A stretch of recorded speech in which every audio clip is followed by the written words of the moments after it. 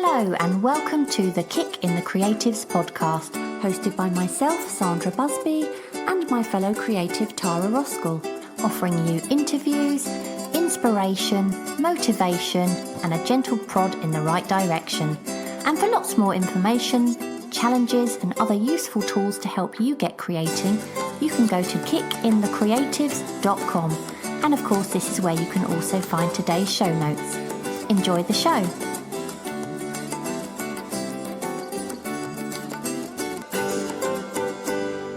Welcome to today's episode, and today we're going to talk about, well, we don't really know what we're going to talk about because we're just going to have a general conversation about art because we couldn't decide on a big subject and we thought of lots of little things to talk about. So we thought, why not just let you listen in on our conversation today? But before we get onto that, thank you very much for everyone who's been sharing the work they've been doing for the challenges on social media. Keep them coming. We love seeing what you're doing. And also a massive thank you to our latest Ko-fi supporters. Your support shows us that you like what we do and you'd like us to continue doing it, and we are going to thank you personally at the end of the show. Yeah, and finally, thanks to our sponsor Evolve. Evolve can teach you how to paint in a realism style to a professional level in a year or less, and it's for a fraction of the price of art school. Not only do they provide all the lessons and support online, but they also send you all the materials you need as well. You can watch a free webinar from Evolve by going to kickinthecreatives.com/Evolve webinar. Or if you want to hear more about the programme, you can go back and listen to episodes 67 and 73. Anyway, Sandra, what is new with you? Well, first of all, something reasonably big is I sold 3 paintings recently, pretty much in succession. So that was pretty good. I want to ask you about this. Yeah. I don't know what you can tell me on air, but you need to tell me how you sold these paintings. Okay. I don't know if I spoke about it on the last podcast or not. So if I did, you'll remember I spoke about my work had gone to a gallery. I was having second thoughts about the whole gallery thing because I was thinking, I was having trouble getting hold of the guy and getting my paintings back, and we're not getting them back, but I didn't know whether he was never very good at keeping me in the loop, basically. So I would, after I'd come back from holiday, I thought, I haven't heard from him, I haven't heard anything about these paintings. When you let go a big load of paintings that you've spent, weeks and weeks on, and then you never hear from someone again. And it's like, you start feeling a little bit nervous about it because they're just not touching base from time to time. And I know if I ran a gallery, I'd probably have a day where I would just keep up with the artists and just send them a little email saying, we've had a little buzz of interest or nothing yet, or anything, just to let them know that you haven't forgotten they exist and you're there if they need you, sort of thing. But it was tumbleweed. I got nothing. And so that was that. And after the holiday, I thought I'm just starting to feel a little bit upset that the couple of emails I have sent, they haven't been answered, or they have, but in sort of 3 words, we'll get back to you, or something like that. Do you know what I mean? And it's like, And so I thought, what, this is ridiculous. They've been in there for, I don't know, how long has it been, Tara? 3 months, 4 months? Probably 6 I don't know. months. I thought it was 6 months. It might have been, it might be more. And I'm like, this is clearly not the place for these. They're obviously not getting any interest. Anyway, finally, I didn't write an email asking him if I could collect them. I wrote an email saying, just to let you know, I'm going to come and collect my paintings on the week beginning, blah, blah, blah, which day would suit you? Because I thought he's got to listen then, isn't he? And he emailed me back and he said, oh, yeah, of course. I need to sort of collect them first because I haven't got all of them. Hang on a minute. I haven't told... Bear, stop it. Leave. Come here. Hey. Come here. Where's your mat? On your mat, please. I have an easel out, right, with a mat on the floor, with a big, plastic sheet on the floor. And he's like, oh, I'm going to play with the plastic sheet. Sorry about that. You got a blooper. Do you know what? I almost want to just leave that in. Okay. I don't know where carry on. I'm going to leave that in. All right. Okay, so basically, I had basically said to this guy, I'm going to come along on X date to come up and pick these paintings up because he wasn't answering me, and I just wanted a reply, really. And I don't know if you heard this bit or not, but basically what I was saying was he then said to me, oh, yeah, that's fine. I need to collect the paintings up first because I haven't got 3 of them. And I thought, well, that's a bit odd. Where are they? Do you know what I mean? I went, okay. Yeah. He went, oh, they're with another gallery. So I thought, well, kind of got my back up a bit because I thought, well, first of all, if you've sent my paintings to another gallery, I should know about where my paintings are. Because if something, God forbid, happened to him or his shop, how would I know where I could go and get my paintings from if he's never told me that they've gone somewhere? Strange. So that made me feel a little bit uneasy, well, even more uneasy, to be honest, than I was. Anyway, so I said, okay, that's fine.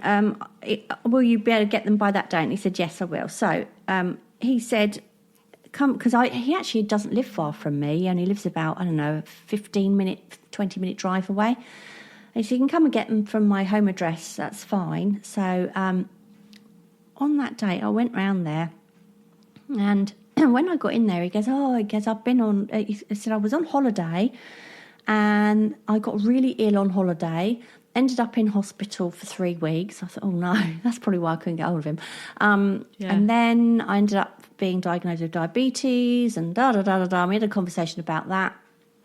And then he goes, anyway, I haven't got all of your paintings here. I've got 2. I said, well, where are the other 3? And he goes, oh, they've been sold. And I said, sold? And he said, yeah. He said, so I've got 2 paintings and a cheque. So I was like, I was a bit taken aback. And he said, the bloke that I gave them to, we often swap work around because, we like to keep our work fresh. We just swap about. He said, but he hadn't told me that they'd sold. Apparently they'd sold quite a long time ago. Different people had bought them, not just one person. Yeah. But they'd been sold. And I thought, God, that could have been really bad because these paintings, they were still on my website for sale all this time. And, I just think if you're a gallery... Sounds like he's holding the money back to me. Well, sounds like he's keeping the money as long as possible. This was the other thing that kind of went through my head because, funny enough, it was only last week I was on Facebook and somebody on there, an artist, had said something along the lines of, does anyone else have the same problem as me that their galleries are holding off making payments? And I thought, it makes me wonder if he knew they'd sold and it was just better money in his bank account than it was mine. I don't doubt that there's another art gallery that he deals with. There probably is, and maybe they did go there. Maybe that person was holding off. I don't know. But then when he gave me the cheque and he said, I've got an exhibition in April. Are you able to do more paintings for April? And I said, yes, I have actually got some. He said, I'll come round next week and pick them up. I said, well, actually, you might as well wait because I've got this great big cake painting I'm doing and you might as well wait till that's finished and dry and then you can take that one as well. But, there was part of me that just straight away thought, no, I don't really want to put my work back there. But at the sold same 3. time, I've sold 3. I think if I did, I'd have to say to him, look, have these, but please tell me if they leave your gallery and go somewhere else. I want to know where they are.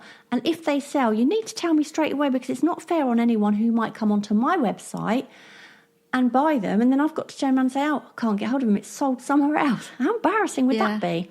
So that's the story of my... I've sold 3 paintings.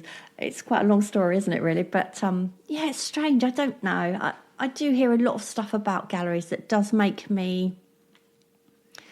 well, they're like makes any me business, nervous. aren't they? However... They'll hold off paying as long as possible. Well, I guess all the time they're holding money into account, they're making interest on it, aren't they? Yeah. But I mean, when I used to work for clients, they'd pay a lot of them. Some of them were really good, but a lot would pay as late as possible, especially the bigger companies. Oh, it's always the bigger companies, isn't it? Yeah, but what I was really pleased about, because for some reason, the longer this thing went on, me trying to get back the paintings, the more I was thinking, oh my God, I'm going to go there and they're going to be damaged or they're going to be damp at the back. I've heard so many people say that they had collected their paintings from galleries and there's all these different big holes where the fixings were in the back and all this sort of stuff. And I was thinking, oh no, but they weren't. They were in absolutely perfect condition. So, good. So at least, but I've got them back for now, and so they're going to be cheaper while they're with me. Obviously, galleries put on 50%. What commission do they take? What commission? 50%. The 50? Yeah. So they add on 50%. So if every, but the thing is, what I do is, it's hard. If they buy through me, I can give it to them cheaper. But obviously, from the gallery, they just double the price. So, but there you go. So that's the part one of what's new with me. Yeah. Part two is I'm back into the habit of daily sketching, and I'm loving it. Do you know what? I am absolutely. You started those Chris, what's it? I did, I did that for a while, and it was only probably about 4 or 5 days after we recorded our last one, and I thought, getting bored of this one now, so I just started sketching other stuff, and I thought, do you know what? I really fancy this is going to make you laugh. Oh, I think I told you, didn't I? I was like, God, wibbly wobbly buildings. I really fancy drawing some buildings, and I have always hated the idea of drawing buildings. Doesn't interest me whatsoever. But weirdly, I don't know what happened. I woke up one morning and there was this imposter inside of me going, today you're going to draw a building and you're going to love it. And I drew a building, but the thing is, I decided I wanted to do it in a continuous line fashion. So rather than the boring, because the thing I hate about boring buildings is that buildings are boring. Even the most, quirky ones are still pretty boring in the fact they're just very straight lines. And do you know what I mean? Yeah, totally. I think that's why one of my favourite buildings in London is the walkie-talkie, because it kind of looks like a cartoon. I love it.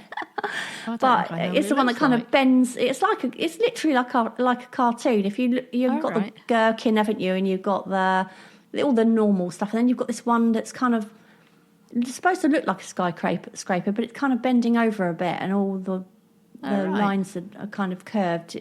Yeah, look it up. Anyway. So I thought, I want to draw some buildings, but some oldie-worldy buildings, and just do them in a continuous line and splash a bit of watercolour on. And, oh, God, they're terrible, but fun. Such fun. But they're only terrible because they're in a fun way. They're not terrible because they're terrible. They're terrible just as a continuous line drawing of a building would be. But they have character when you draw like that. Exactly. Don't they? They're very characterful. I mean, that's why I like, my street scenes that I've done. Yeah. Which occasionally I fancy doing street scenes. I only like doing them because I do them so incredibly loose. Yeah. It's almost like your continuous line, but in paint. Yeah. I guess. So, I'm not worrying about if the windows line up properly or anything like that. And funny enough, only yesterday I was thinking, I might look at urban sketches and have a look at joining I'm not going to do this because this is me just going off on one. But I really fancy doing something where I've got a sketchbook with me in the house, everywhere I go, and just do drawing. I'm really sort of like, when you get the bug again, because I got out of the habit for lots of different reasons last year. And I had been drawing every day for, a good couple of years, really, probably more. And then I don't know what happened, but I just got out of the habit. I think we were really, really busy, weren't we? And we were doing things and I don't know,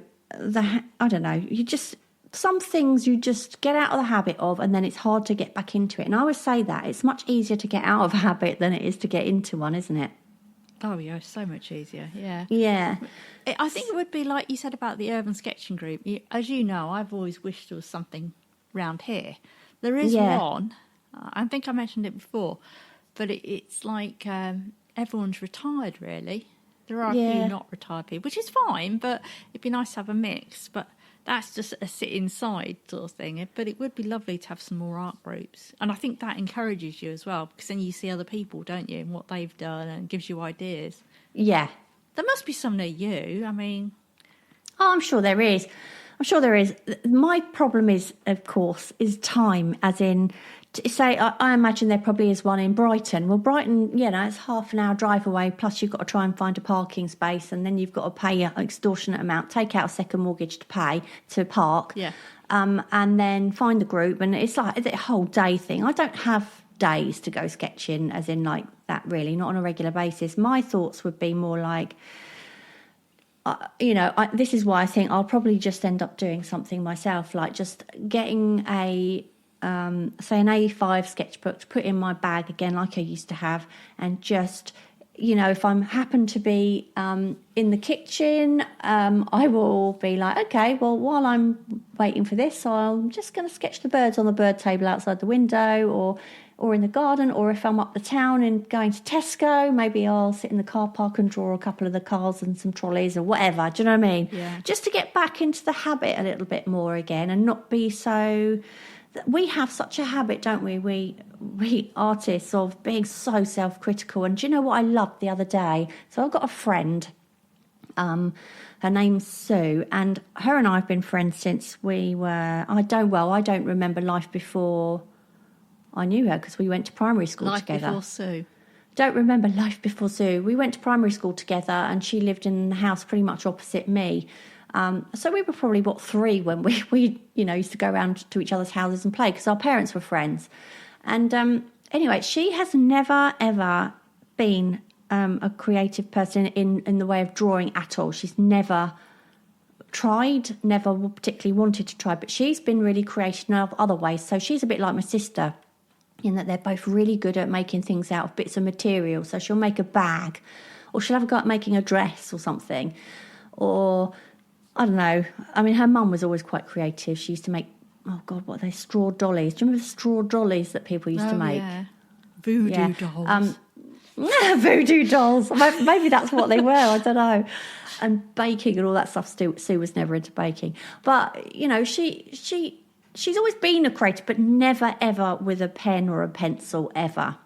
Yeah. And it's funny, when I was sort of first learning to draw and having, practicing drawing, and I remember her going, oh, I can't draw a thing. I was like, yes, you can. I said, no, I said, draw that apple. It's really easy. Just follow the shapes. Blah, blah, blah. And she sort of basically drew a round circle with a stick in the middle. And we were both laughing our heads off, because I think it was more because she just wasn't interested. Do you know what I mean? Yeah.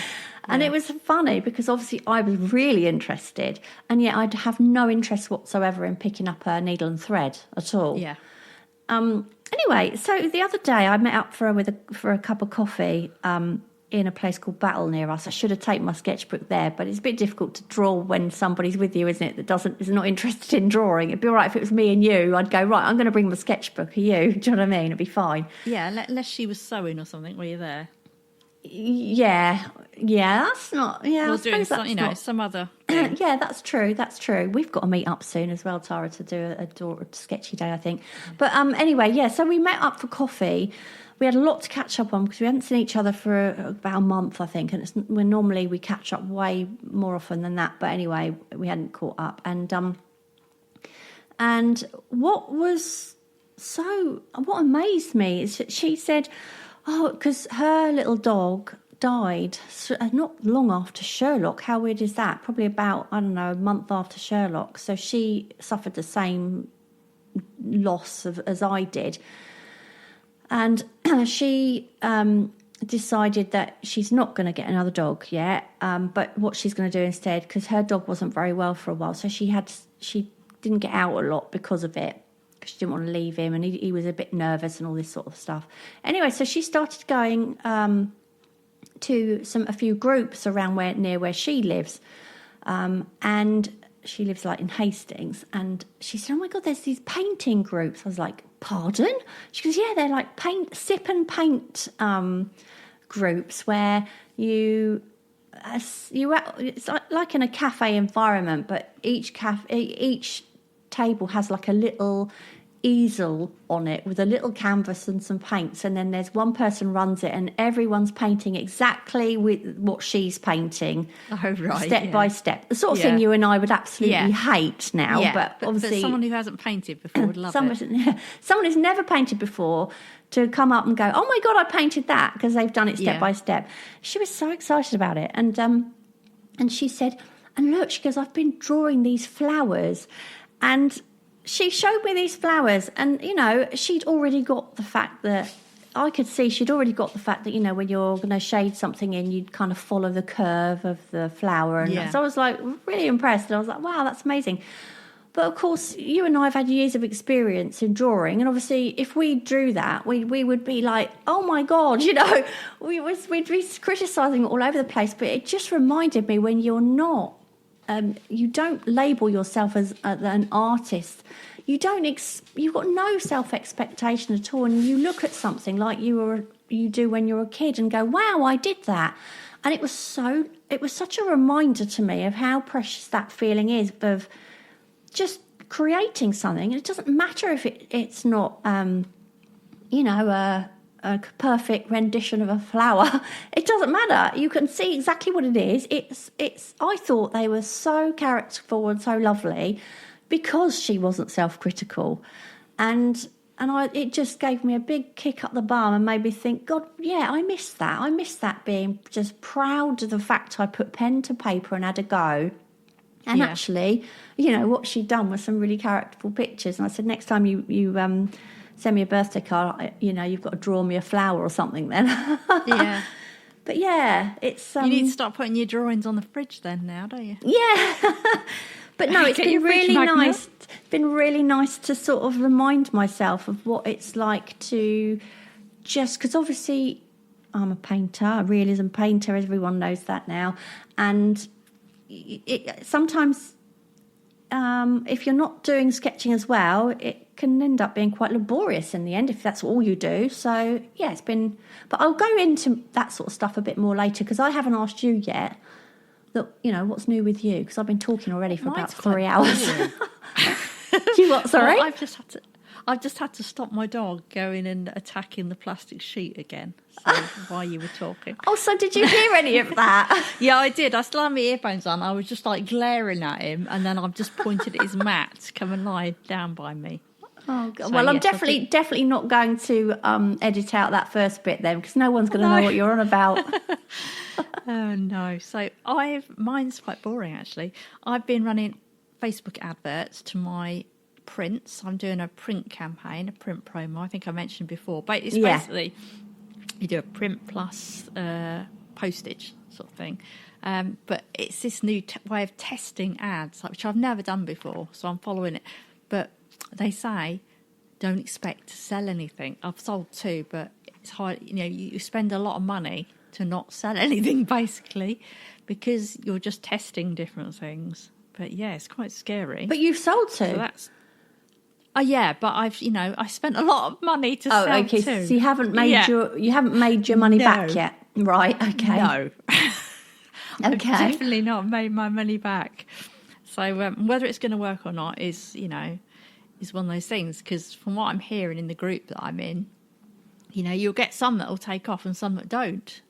Yeah. So, and people have done... There's a woman now who actually is becoming quite successful. She paints skies, of all things, in quite a realistic kind of style as well, with all these clouds. But I didn't know, but she said the other day on a call, her first 2 sales funnels failed. Oh, so no. She's now flying, you know, she can do a painting and she just sells it, you know, for like a couple of thousand or whatever. Right. Or, you know, but her first 2 attempts to try and do this print thing to get people aware of her, they failed. I think she had to change the subject she was doing. So, yeah, sort of scary, but sort of good because she's now doing well, obviously. But then it's always the way, isn't it? You have to spend money to make money, but sometimes you don't always make the money back. It's a bit of a trial and error thing, isn't it? Exactly, yeah.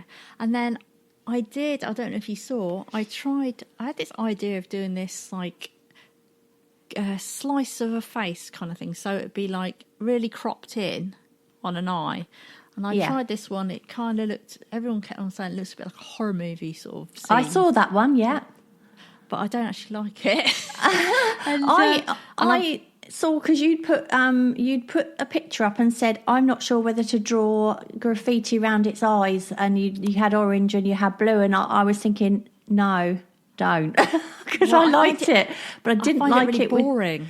Yeah, no, I like it. And I know what you mean. I think graffiti would probably work, but I think the style of it, you kind of, if you're going to do graffiti around a style like that, I think, yeah, but not maybe cartoony graffiti.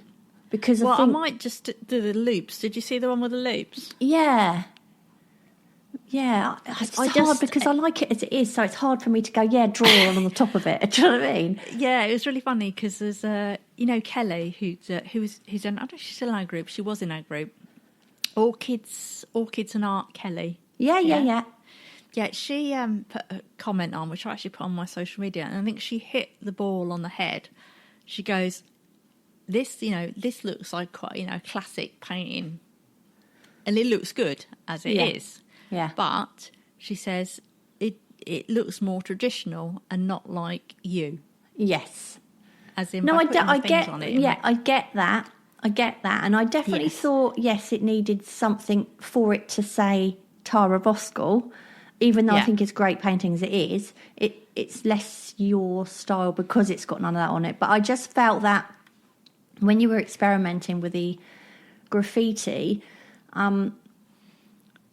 when you perhaps get grungy writing on a skating wall or something like that, that kind of thing be better than maybe drawing a sort of cartoon character, because it's almost such a contrast. Mind you, see, it could work because of that. It could work because it's such a contrasting sort of style. I don't know. It's really hard to tell with, like, unless it's with perhaps, because I think what it was is that loop you did it sort of digitally. It was very hard, whereas maybe if it was with a pastel, it would be a broken line. It would maybe be a lot less in your face, if you know what I mean.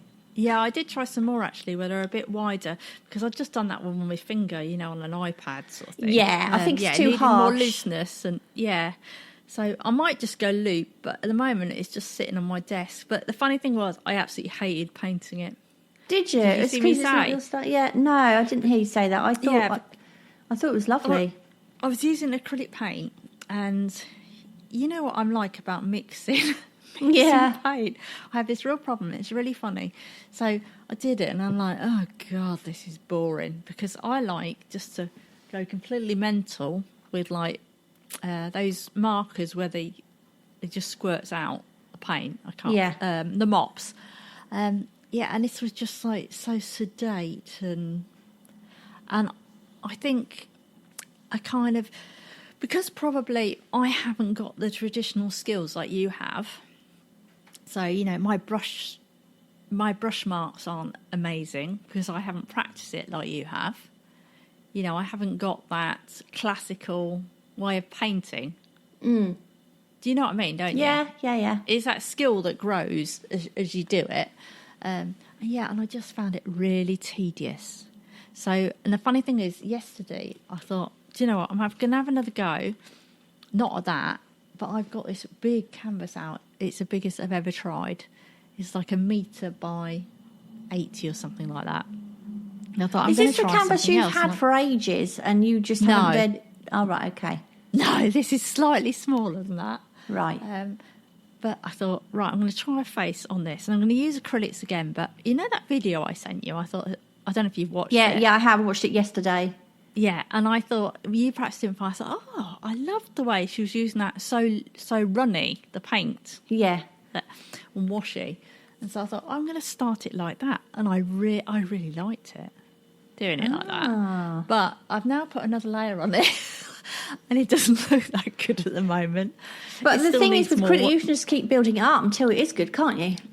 Yeah, it does. But I think what I need to do, and what I'm going to have to do today, is I'm going to leave it today, but I'm going to try and learn a few tips for, some other tips and techniques for painting that way. But what I'm having a real trouble with, and maybe you can give me some tips on this, and it may be just because I am completely disorganised, is when I paint, so what I could either do is I can put little bits of paint around a palette, but of course I'm painting big, so I need quite a lot.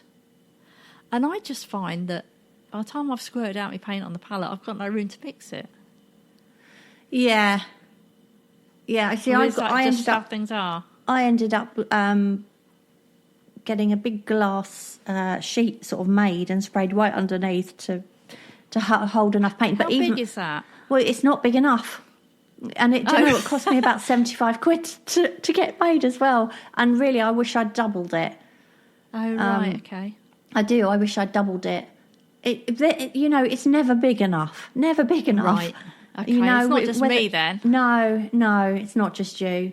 It isn't. It's just one of those. You never have enough mixing space. I thought it was me being chaotic. No, I once saw somebody online. This was a long time ago, and they didn't have a palette at all. What they did instead, they got instead of having like a wooden table to work on, like most people have, they actually just bought a glass table to work on, and their entire surroundings was all palette.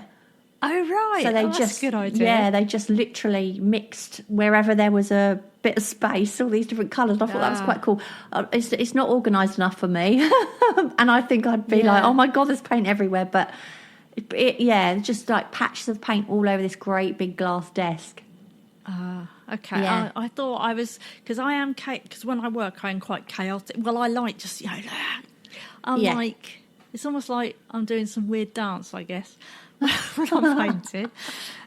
Frantic kind of thing, I guess, is the thing. But yeah. It's funny, you kind of almost want to swap heads for a while so that I can take out of your head a bit of your technique and you can take some of mine, and so you can sort of like learn a bit about how each other work. It's rather not really, sometimes it's not about learning how the other person works physically. It's more about how they're mentally processing things in their head, or how they're mentally making those decisions to do this or that, and why, because it would be, I think it'd be really interesting. I'd love to see you with these markers, I would just love to see you like completely, like, here's a canvas, right? There's no preciousness about this canvas. Here's these paint pens. You've got an hour, like these markers. You've got an hour to paint that scene. I'd love to see what would happen. Yeah. Oh, maybe you should find a scene, send me a photo, and I'll have a go at doing something random like that on a canvas. The only trouble is canvases cost money, don't they? Big canvases. Yeah, but just go get a cheap one. I mean, this isn't for anything precious. No, or maybe I can find one that I've perhaps worked on before and haven't liked it, and maybe work over it or something. I haven't got anything like that. I haven't got any mop pens, or because I don't work with those kind of things. No. I haven't got them. No, they're not cheap to get if you're just going to test them. It doesn't mean to say I can't. Nearer, you see. It doesn't. Come and try I know. That would be so much fun, wouldn't it? Yeah. We could have like experiment days. I mean, I have got stuff that I haven't used. Like I've got acrylic inks, and I've got oil pastel pens and stuff. I suppose I could just get out a load of stuff I never use. Acrylic ink is amazing, because you've seen how I apply it for the faces. That would make an amazing building, actually. Yeah, I mean, God, I've only just started. Fannying about with buildings in a continuous line. I'm not sure I want to go and do a big canvas. And also, it's not like I want to change. I just, I want to start prioritising the fun stuff. That's what I want to start have doing. A bit of a laugh, Yeah, yeah. Oh, God.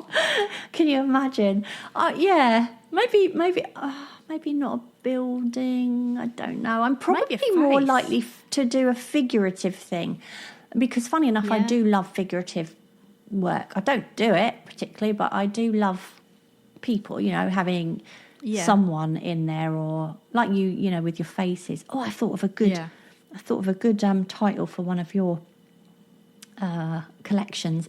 In your face. Which one? Which collection? One of the ones where you have people have had really shitty comments given to them by other people. Oh, yes, yeah. And that's you can call it in your face. Well, originally that was gonna be called the FU collection. Oh yeah, no, that's good. Yeah, like but no, then I toned it down and called it Words That Hurt. Oh, I see. Right, which is more poetic. Yeah. But yeah. But yeah, less offensive. But yeah, no, I think it would be good, very good for me, especially since we are, we both run Kicking the Creators and we're constantly trying to get people to experiment. I need to remember that. I need to do a bit more of that again. And this is where I have missed out from not, doing my daily sketching, because that is a place where you can have fun, isn't it? Even just in your sketchbook with just trying out new things, trying out new tools and things. It's a little bit more limited in a sketchbook, obviously, because you're on paper that can't necessarily take certain things. But yes, I've got some small canvases that I can, and they're really, really cheap. They're ones that I've had them for years, probably about 10 years. They're little Reeves ones I'd never particularly used to sell something. Yeah, how big are they then? They're small. They're probably only about A4. If they're that small, you can't really let rip, can you? No, you can't. No, you can't. No. You need at least like A3, A2, don't you? Yeah, you need to be able to sort of do 3 pirouettes with a long brush towards your painting and then lunge. Yeah. And if it was an A4 piece of, canvas, you'd probably miss. Yeah. But yeah, that's that program years ago that was on the telly. I can't remember what it was called, but they used to make these, painters that were very precious painters. They used to give them things like a mop to paint with and stuff like that. That would be really good for me. It would, yeah. It really would. I remember Callum Stevens, we actually interviewed him, didn't we? He did it, and he was a hyperrealism painter, not dissimilar style to me.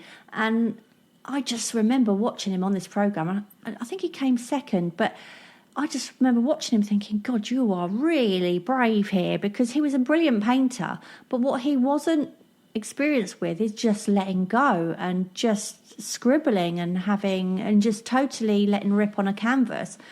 And because of that, he was very, probably like I would be, in front of a TV camera, a very what's the word, tentative about lunging. Do you know what I mean? Yeah. I'm too worried about what it's going to look like at the end of it. And that's, I think, half the secret is not giving them monkeys, isn't it? And just having a go. I was actually just thinking, what would be if we lived close to each other. You know how you were just talking about that painting class? Yeah. What would be really fun was we'd have 2 classes, yeah? The first one will be you teaching me, and you'd be teaching me proper painting techniques, yeah? Is there such a thing as proper painting? Well, you know what I mean? So you'd say, okay, this is a good way to do your brush strokes and, all that. And I'd have to be restrained, yeah? And then the next week, we'd have a canvas out, and we'd both be painting a street scene. We'd paint different ones, but I'd be going, right, get your marker. Right, let it drip. No, don't wipe the drips up. Let it go. And then you'd have to paint a street scene. Oh, do you know what? One day I'm going to have to come over, and we're going to have to do something where, and we could even make a video. As soon as you see my art room. We could even make a video where, but you could do things like I could be blindfolded while I make some marks on a canvas. And try making a piece of art where I can't actually see, or I'm limited in some way. So maybe I've got to do part of it left-handed, part of it blindfolded, part of it with a piece of equipment which is really not designed for painting. That would be fun, wouldn't it? Because as well, you would have no expectations, would you? Because you'd be going, well, this is going to be terrible. But it would almost be better, though, if you just had to paint without doing those silly things, in some ways, and just write, you've got a time limit. You've got to get all those kind of limitations, Yeah. You've got to get this whole scene done in an hour. That'd be fun. So God, we'd have so much fun if we would. lived round the corner, wouldn't we? Yeah. God. Yeah. I'd spend a fortune on materials. That's the problem, isn't it? Yeah.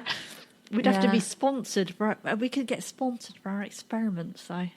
If there's any sponsor out there who would like to sponsor some days for us to get together and do ridiculous things with art material, not that ridiculous. Yeah. We'll but put them yeah. on our YouTube channel. We haven't put anything Yeah. on our YouTube channel for ages. We're Make up a for video on. Yeah, definitely. Yeah. Yeah. So yeah, that's something I think I really want to start doing is having a bit more fun and not just, obviously I'm still working on my painting as well, but yeah, I'm sort of prioritising that. But Yeah. and also the other thing is, because obviously this muffin cake thing I've been doing, I've kind of stepped away from it for a while because it just helps when you know something's not quite right. Just walking away from it and doing something like that, I think it really does help, because you can start going blind, can't you? Oh, yeah. Almost, because you're looking at can't something see, for too long, and then you start like completely overthinking things. Yeah, it's like having a smelly wet dog in your room, and then your partner walks in and goes, God, it stinks in here. And you go, really? Yeah. Really? Sorry. No, I totally get it. I totally get what you mean. Yeah. Because you're there all the time. You don't notice it, Yeah. and then somebody else goes, "Good grief." Yeah. You know, and you're like, "Oh my God, really?" But you see, I showed you, didn't I? I was like, something's not quite right, and you were like, "Oh, maybe the sugar crystals are perhaps a little bit central." I thought, actually, yeah, that's a good point. So I've added some more to the right, and it's balanced it more. And then I showed my dad. He goes, and I didn't mention the sugar crystals. Something's not quite right with this. What do you think? And he's like, "Oh, perhaps it's the background." Actually, I'm thinking, "Oh, well, didn't see that one coming." And then I said to Carrie, "What do you think?" I'm not going to say what everyone else said. She goes, "Oh, maybe that it's the texture of the cake." And I'm thinking, okay, right. So basically then it's the background, the sugar crystals and the cake. And I think it's the muffin case. So I'm thinking the whole bloody painting needs doing. So, but what I've done is that I know the cream. But what you've done there, just thinking about it, is you told them to look for a fault. You've told me, do you know what I mean? Yeah. Whereas if I hadn't have said anything, everyone would have been, I like it. I knew there was something wrong with it, and I think I've put my finger on it now. I mean, I have what kind do you of. think it is? So, well, I think partly what you said was right. I needed to add a few sort of, just to balance out, just a few extra to the right, and I've actually made that original cluster of sugar crystals slightly less of them, so it's not quite such a lump. But I haven't made it completely different, because at the end of the day, that's how it, sometimes that's how things are, and that's that, But I've also indicated a little bit of a horizon line in the background, so it's not quite so flat. Yeah. And I've really brightened up the highlights and coming out that are reflecting off the muffin case. And I've also, on the cake itself, I've put some deeper shadows to make it look more curved. And I think all of that's working now, but one thing that is not working, and that is probably the right-hand third of the muffin case, and that's my next thing to do. So once that's done, it's done. It's going to be a painting that's ready to be called complete, But God, it's a puzzle, isn't it? Art is. Yeah, I mean, just tell people what your Instagram is so they can go and have a look. Okay, yeah, it's Sandra. What is it? Sandra.Busby. Sandra.Busby with an S. Yes, I forget. Because my Facebook one's Sandra Busby Artist, and I always get the two confused. So Sandra. You can see it there, though, can't you? The stages. Yeah, you can see bits of it as it's. I mean, not recently, but certainly, a couple of weeks ago when I was starting to think, something's not right. Yeah. But I do think what I would suggest to anyone is, if you're going to ask someone's advice, don't ask for three people's advice, because if they tell you all different things, you're going to think, oh, well, it's just crap then. No, it's definitely not crap. No, I know that. But you're just like, oh well, I didn't see that. I was expecting everyone to say, yeah, it's the that bit of muffin case. Of course, nobody did. I'm like, oh, okay. Yeah. But yeah, I think that is when it does get to the point where you start overthinking it, doesn't it? Yeah, it's like when you try and get 10 people in a meeting and ask them their opinions. By committee, everything's done by committee. Everyone thinks something different. Yeah, absolutely. And it's like, a typical example of an overthinker is, say you have, you're in an art gallery and you see this landscape, right? Yeah. And this person has drawn the landscape and they've got, the focal point is along one of the thirds and it's down by 2/3 and the horizon line is on the third. There's nothing going on centrally. There's a bit of red somewhere and then there's also a bit of red that's elsewhere in the painting to balance it out. All of these things are what you do to get the perfect painting that leads your eye to just the right spot and it's well balanced and this, that and the other. However, there is something about that kind of painting where there's every rule has been followed, where it's almost like, oh well, life isn't like that. Life isn't always a beautiful scene doesn't always have everything in the thirds and this and that and the other. There's always something about it that's not going to be perfect. Just like on a muffin cake, there's always going to be something that's not perfect. And whilst I think it's a good idea to adjust things, sometimes when you do absolutely everything, it can be a bit boring then. Sterile. Yeah, too perfect. Yeah. It's too perfect, and that's why I love seeing a scene, say like a perfect landscape. Much as I don't appreciate anybody dropping litter at all or anything like that, almost having an empty crisp packet on the floor or something would almost make it more interesting because it's not perfect. It's not the perfect scene. Yeah, I was actually messing about with some face reference images and like tipping them, blowing them up. Just, how I showed you the one with the sinister looking one. Yeah, and, it's really weird because I was thinking about the thirds. Okay, let's try and get her eye on the third. Did not work when I put her eye on the third, or try and put a key feature on the third. It kept looking quite often far better when I put the eye in the centre.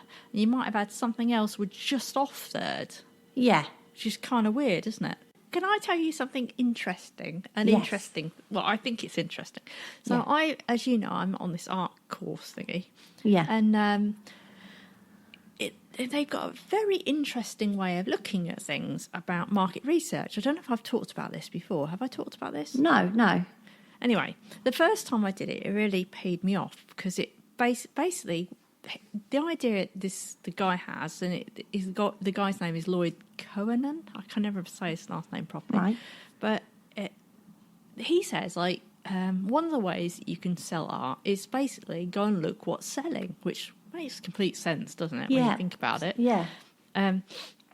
So basically, go have a look at the websites, which art's selling, which are the best sellers in art. Obviously, you don't want to completely change what you do, but you might be able to take inspiration from it. So you might be able to see, okay, muted colours are selling at the moment. Okay, very simple art with shapes is selling. Do you know what I mean? That sort of thing. Yeah. Well, anyway, I've just found this really interesting, but I got my head in a complete spin about this. So the first time I actually did the market research, it really annoyed me. Does that sound funny? No. Because you go and look at this art that's selling, the big sellers, and you just think, oh my God. For a start, you look at it, so I think, I can't believe that's selling. Yeah. And it'll be like a pour. People to paint pours.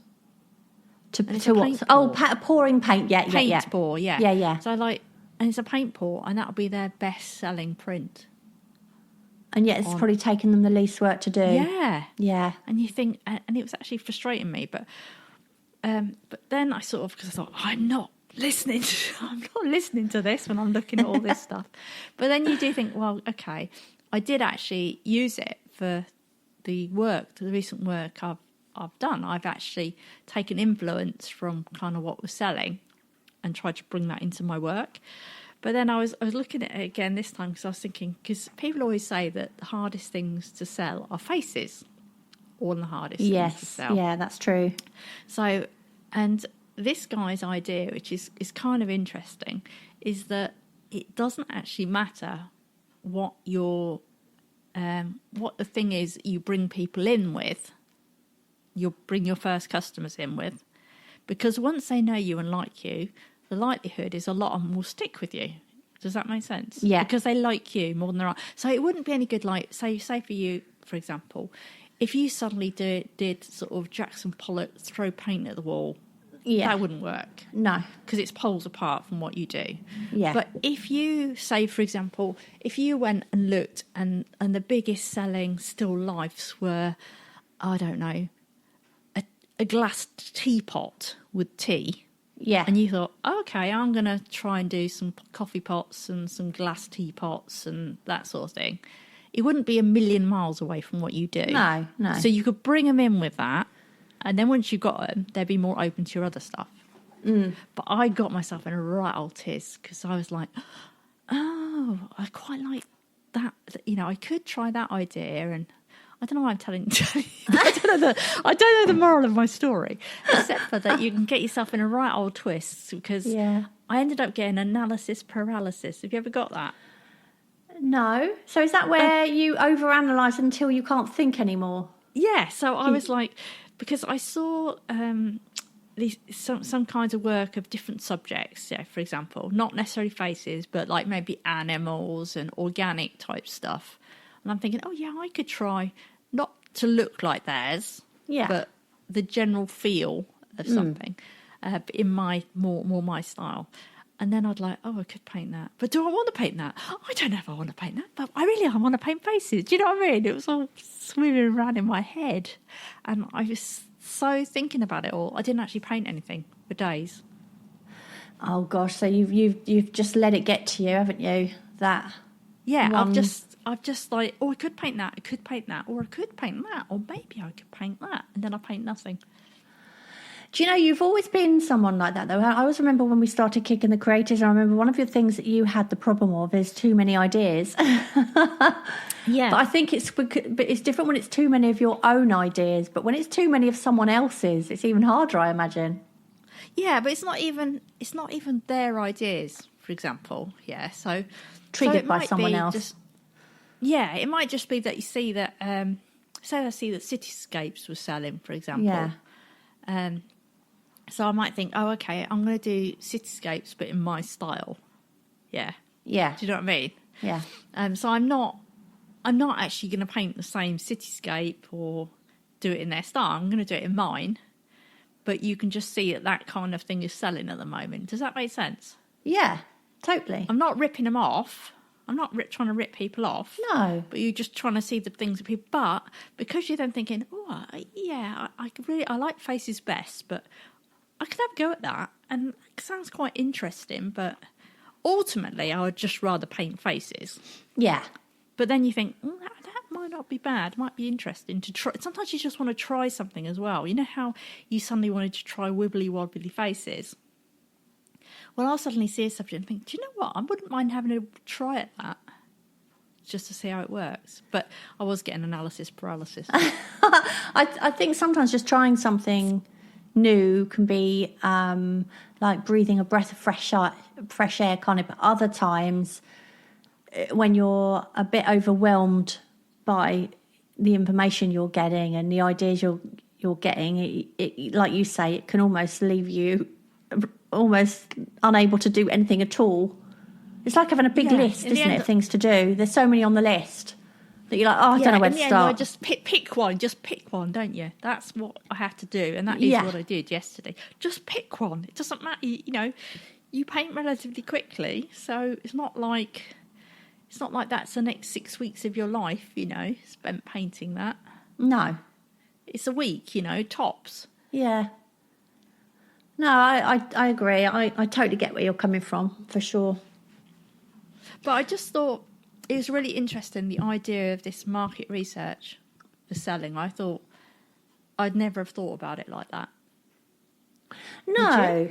And the thing is with me though, I think it would be less successful for me, because if somebody said, if I'd read that and I was like, say for instance, like you said, glass teapots was selling, and my problem is, unless I'm interested in a glass teapot, I know it sounds bizarre. Why am I interested in a giant cake? At the end of the day, that's what I was interested in at the time. I liked the shiny strawberry. I liked the texture of the cream and the cake and the little holes in the cake and the shiny case. But if it was all about glass teapots selling, then I'd be trying to find a glass teapot for a start to paint. I'd be going around shops, and by the time I'd found one I liked, it would be like very contrived. I'd be like, okay, well, what's good about this teapot? Okay, it's the way the light comes through it and distorts and la la la la. But it wouldn't, because the first bit, it wasn't me looking at a teapot in a charity shop window going, oh, that'd be good to paint. Oh, I quite like the idea of painting that. It wouldn't ever be the same. I'd feel like it was almost a job straight away, like almost like a commission. And I really do not like commissions, unless I do take them on rarely. And generally speaking, I'm not very keen on doing commissions. I did enjoy doing that massive marble painting. I really enjoyed that. But then I think that offered me a new challenge, because it was a massive painting. So it was a bit like, oh, yeah, I can't wait to get my teeth into that. But if somebody said, oh, can you paint, I don't know, me some wine bottles, I'd be sort of almost thinking, well, I do those anyway. Why don't you pick some of the ones I've already done? Yeah. Do you know what I mean? It'd be cheaper for a start. But, just having that, something put in my head from that point of view would be, I would find that a bit tedious, and more because of the time it takes for me to paint something like that in my style anyway. If I was a painter that painted things with, in a short amount of time, it wouldn't matter, because it'd be done. But when you've got to work on something, and already from day one you're kind of bored of it before you start. You're like, oh God, I've got to paint one of these. I'll be like, oh no, it's going to take me like 4 of my weekends, Yeah, I just think it's a really interesting perspective. Like, it would never have come into my head before. And actually, when I look at it, it does give me, because I like to throw, like I throw the cityscape in. I do like to throw in odd things. And so for me, it's like, oh, do you know what? I might actually try that sometime. But I know what you mean, because I know just what you mean. If someone said to me, the only thing that's selling at the moment is, I don't know, like I had to paint fishbowl. You love painting a fishbowl, but if I had to paint a fishbowl with goldfish in, I'd be like, oh God. You know what I mean? Oh, now you see, I love the idea of painting a fishbowl with a fish in it. Mine would have to be really blobby. Yeah. And graffitied. Yeah. I love painting fish. I remember painting the goldfish in the bubble, and I love that. And I have actually thought on a few occasions I'd quite like to do an underwater scene with some fish, way off of what I'm doing. I'd have to do a little series of them and have a separate bit on my website to say, this is my scaly series or whatever, I don't know. But yeah. I don't name it that. No. No. No, but I don't know. We get all this advice, don't we? And it can get a bit, I don't know, overwhelming, I suppose, can't it? Yeah, I think the interesting thing for you, though, is if you say you did that and you said, okay, you'd hate the idea of the contrived thing. Yeah. But once it was in your head, you might then spot something. Do you know what I mean? So that would be probably the way to do it. For me, it would be something in my head that one day it would come out and go, oh, I remember that. But my problem is, by the time that happened, it wouldn't be the trend anymore, and it would be flowers that are selling. That's true. Yeah. But the interesting thing that he was saying is, it's like, you can come at it 2 different directions. So you can come at it that I paint faces that are bright and colourful. That's what I do. Yeah. Or you can come in it that, like, do you know what? I like painting. I don't mind painting different things, as, I like to paint houses. Because some people like to paint everything, isn't there? They don't mind what they paint, basically. I'd like to paint a bumblebee. I've always Paint a fancied. bumblebee then. Yeah, I've always fancied painting a bumblebee. Well, couldn't you paint? Here's an idea. I don't know how you'd set this up though, because it wouldn't stay still. Can you paint a bumblebee on like a jam jar, a really nice, like nice looking jam jar? Yeah. So you've to got the tell you the glass. truth, weirdly, the idea I've got in my head of my bumblebee would be on, like, in its natural environment, but like with some water droplet somewhere, because I love painting that'd be water nice. droplets. Do you know what I mean? But Yeah. like you say, this would have to be from a picture taken in nature, with a camera skills that I don't have. Maybe use AI. Yeah, you see, I don't like AI. I don't like Yes, AI. but you're not using it. It's not painting the picture for you. You're using it to generate. It's basically like having your own photographer. Yeah, I don't know. Yeah. I have very mixed feelings about AI. I've never really wanted it to become part of my art creativity, because I just haven't. I don't know. Yeah, that's a whole. Yeah, I'm not sure about that. I'm not another sure can of about that. I'd much rather. It's like I can find the perfect shot of a bumblebee, I'm sure, on places like Pixabay. Pixabay and Unsplash, things like that. Yeah. They're on there, I'm sure. The Well, they problem are. is, I don't want really to paint from someone else's photos, because then it doesn't really feel like it's come completely from me. Now, every single thing I've painted, I take the photo, I set it up, or I'm working, I've put it in my shadow box and I'm working for it. It's something that's in my studio. The idea of that first bit not coming from me is almost I feel a little bit like detached or disconnected from it somehow, if you know what I mean. So I think it would very much be something I'd sort of find myself and then go, oh my gosh, I'm going to take a picture of that bee. And then what I could do is then I could superimpose it onto my jam jar or whatever, I suppose. You need a taxidermy bee, don't you? Or I could, but again, I'm not really thinking about it on a jam jar as much as I would be something more in nature. But again, that's not my really You'd end up things with a I wasp, do. wouldn't you? Yeah, I'd probably end up getting stung as well. Yeah. Yeah, Oh, I actually have a bit of a phobia of bees and wasps and stuff anyway, so it'd be a bit weird that I did do that. But yeah, I've quite fancied that. But Well, I actually think about the AI thing. Like, I'm guessing the difference between you and me. So, like, I'm happy to use an AI photo because what I do would be very much an interpretation. It would be it'd be so loose. yeah, You wouldn't even see barely where it came from, kind of thing, if you know what I mean. Yeah. Whereas what you do would be very much what you see, wouldn't it? more or less. Yeah, I mean, I know you set your shots up to look a certain way, but I don't. you might I'm tweak never a it. slave to them. I'm never a slave to my No. photos. Even I do things that are right for the painting as well. Yeah. But you know what I mean? You don't go, Yeah. you probably wouldn't go as a million miles away. No, I know. Yeah, no. Yeah. That's true. Yeah. I think we've been wittering on for quite a while, Tara. I think we've been going for over an hour.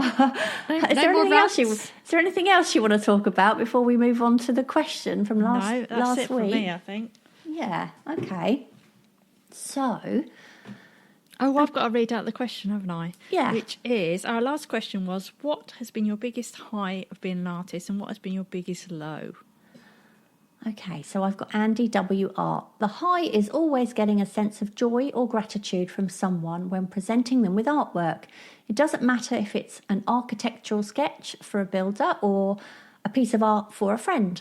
That moment of delight never grows old. The low was 2 years ago at art college. Poor tuition, unhelpful reviews, plus a realisation that the portfolio I built over 2 years was one I was actually ashamed of. What a miserable couple of wasted years. Oh, Andy, I totally hear you.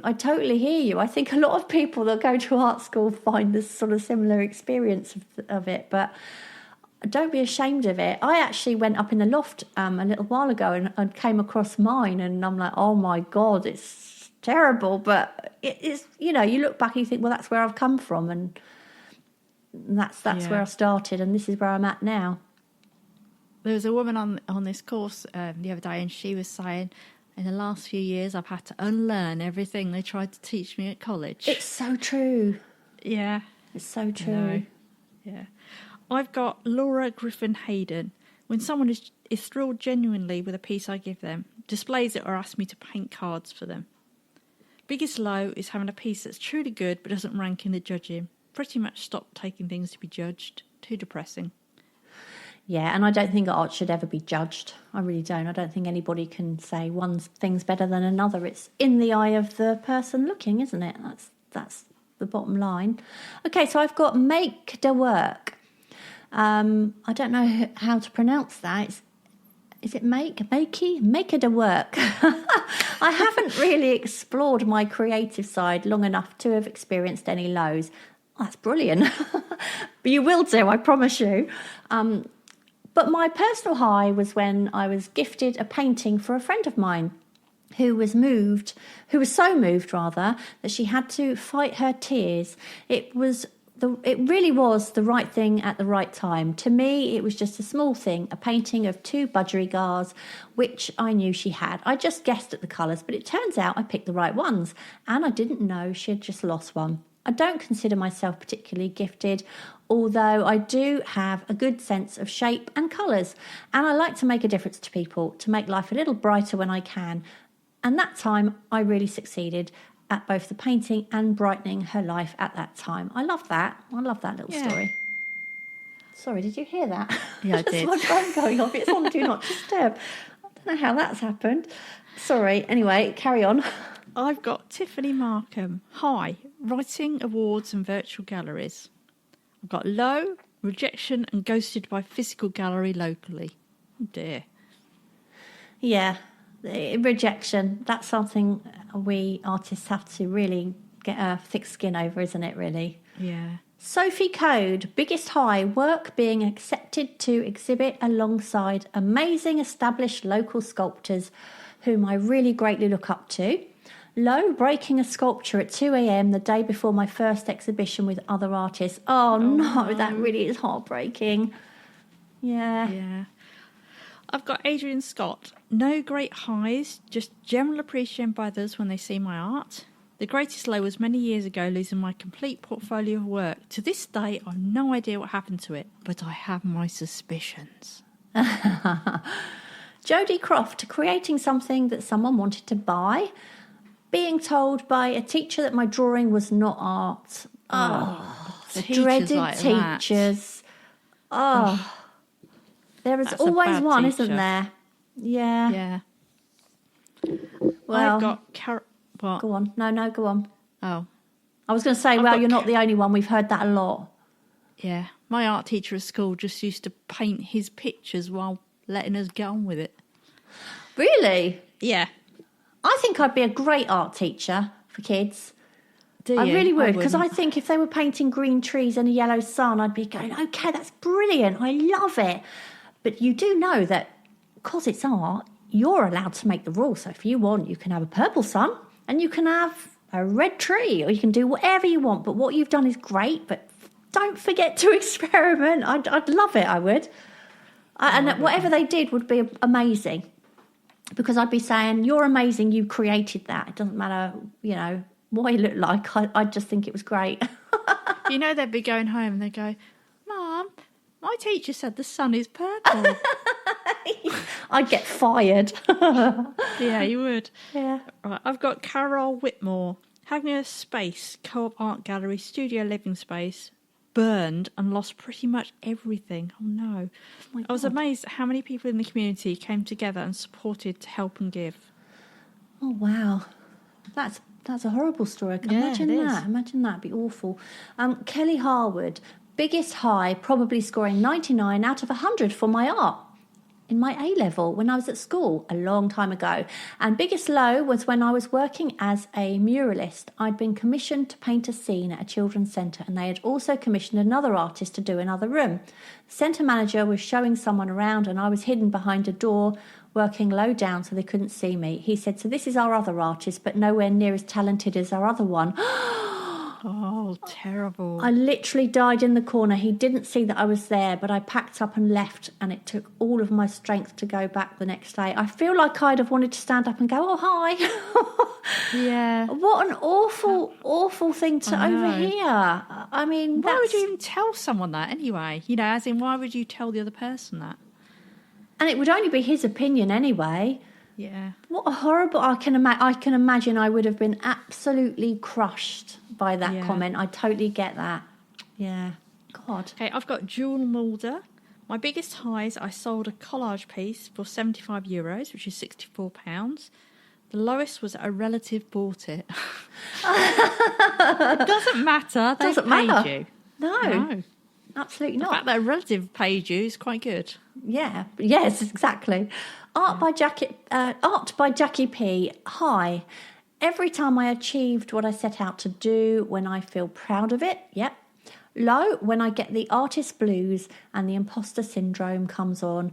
I'm my own worst enemy. And then she's got another high, taking part in some local shows. And another low, not getting serious support.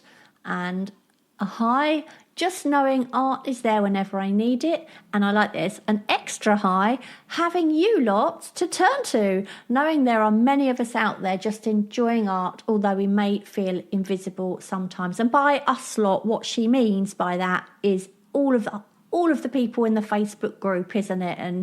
And you know, all of these people listening to the Kicking the Creatives podcast, it's just a bit of a community, isn't it? And we're all egging each other on. So, yeah, that is an extra high. Right, I've got Artemis making. Biggest high for me was being able to illustrate an entire children's book. It was such an amazing and challenging process I will always treasure. Biggest low will be getting so burnt out that I could barely face doing any art for over 4 years. Thankfully coming out the other side of it now, but having to relearn a lot of techniques that I once took for granted.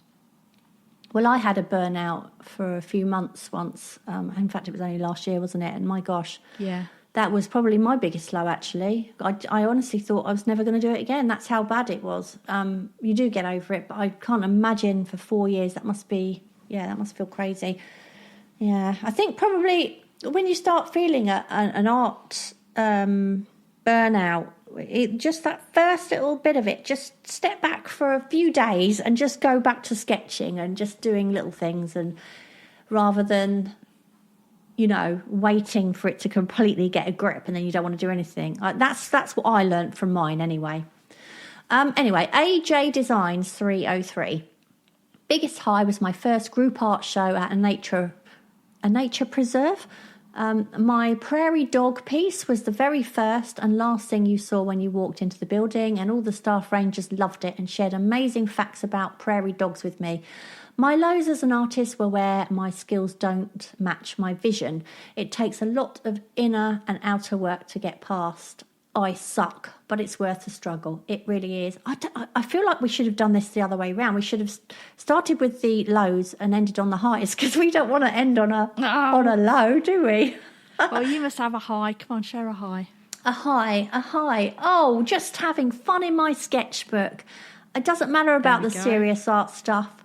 Doesn't matter your skill level. We're all having fun. Let's just prioritise the fun part. That's what I think. Yeah, and my high was the fact that I actually used acrylic paint yesterday and quite liked it. Yeah, fabulous. Okay. So you've got a new question, haven't you? Yes, we have a new question for our listeners today, and that question is, do you make enough time for your creative pursuit? And if not, what could you do to change that? So do you make enough time for your creative pursuit? And if not, what could you do to change that? And I'm asking this partly for selfish reasons, actually, because, it's often the case, isn't it, where we don't have enough time, and, we try and make time. And, I'm always interested to hear what other people do to ensure they get that time to put into their drawing or painting or wherever it is they do. So, yeah. Yeah. So as always, you can share your answers in the Facebook group. We'll put the question up there. And if you haven't joined that, I recommend you do. You can also find us on the Instagram page, Kicking the Creatives, and we'll read out the best answers in the next episode. So we hope that gave you the kick in the creatives you needed. Don't forget to pop over to our website at kickinthecreatives.com to find out how you can take part in some of our upcoming creative challenges. And of course, there you can also subscribe to the podcast so you never miss an episode. And if you're enjoying the podcast, we would be so grateful if you would leave us a little review on iTunes, or even just a star rating if you don't have much time. And also, if you have anything that you would like us to cover, a topic you'd like us to cover, we're always looking for new ideas for podcast episodes, things we haven't necessarily covered before. So if there is anything you think, oh, I'd love them to talk about that, do let us know. Send us an email or something, or message us on Instagram. If you want to find either myself or Tara online, I'm on Instagram as sandra.busby, and my website is sandrabusbyart.com, and you can find me on Facebook as Sandra Busby Artist. Tara, where can people find you? You can find me on my website, which is tararoscallart.com, on Instagram, Facebook, and pretty much everywhere else as Tara Roskell Art. And don't forget as well to check out and subscribe to our Kick in the Creatives newsletter. You can do that on our website, and you'll get to know what all the challenges and the podcasts that we're doing. Also, we've released a course, which is how to create characters and cartoons for fun. You can find a link to the course on our website, or go to kickinthecreatives.com/cartoon course to find out more. Brilliant. And if you enjoy what we do and you'd like to help support us here at Kick in the Creatives, you can now support us by buying us a coffee. You can find the link on our website. And thank you very, very much to Martoon, which I think the actual name is Martin Bulmer. Really cool challenges, and I'm always looking forward to new topics. And also Joanna Brown, thank you, Joanna Brown. Thanks so much for your continued support. If you can't help us in that way, there are other things you can do. You can share our episodes with other creatives, or write us a nice review. It all helps. So we really do appreciate any support you can give. But that's it for now. You wouldn't believe it. We came on here without a topic. Would you? I've got nothing to say today. Zero to talk about, and we've probably gone on for near on an hour and 20 minutes. So, but I'm sure we'll think of a proper topic for next time. We'll see you then. See ya. Bye. Bye. Thank you so much for listening. We hope you enjoyed the episode, and if you did, perhaps you'd like to share it and leave a review for us on iTunes.